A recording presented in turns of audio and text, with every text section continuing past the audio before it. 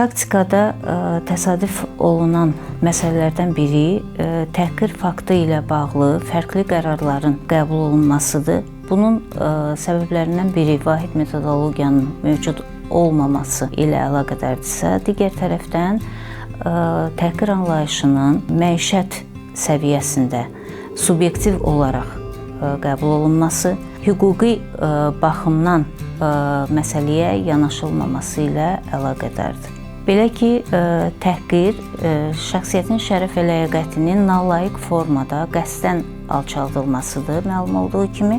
Burada açar söz nalayiq formadır. Əgər təqdim olunan mətndə nalayiq forma ehtiva edən leksim ifadə yoxdursa, burada təhqir faktından danışmaq olmaz. Nalayiq forma cəmiyyətdə qınanan, qəbul olunmayan, davranış və əxlaq normalarına zidd olan anlayışları ehtiva edir. Lingvistik ekspertizada nalayiq formanın müəyyən olunması ilə bağlı bir çox ədəbiyyatda xüsusi şəkildə söz qrupları təsnif olunur. Bunlardan hər hansı bir sənət peşə adının məcazi mənada işlənməsi, məsələn, cəllad və yaxud da qəssab sözünün həkimə aid olunması və yaxud cəmiyyət tərəfindən qınanılan peşə və ya məşğuliyyət növlərinin adları ki, bir çoxunu efirdən səsləndirmək qeyri-etikdir.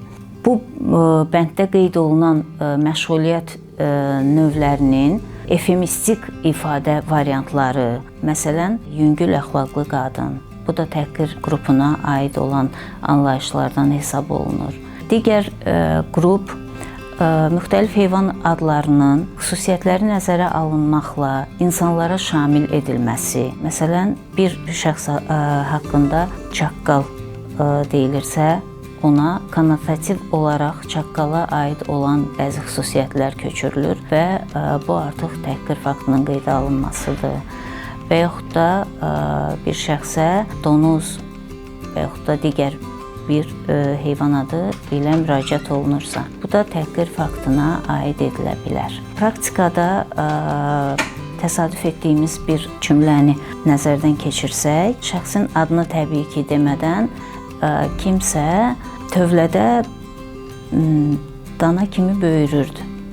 Bu təbii ki təhqir faktına aid ediləcək. Təhqirdən fərqli olaraq böhtan faktında vacib olan məqamlardan biri cümlənin, fikrin faktoloji səciyyə daşımasıdır. Əgər cümlə faktoloji səciyyə daşımırsa, o böhtan faktının araşdırılması üçün tədqiqat obyekti kimi çıxış edə bilməz.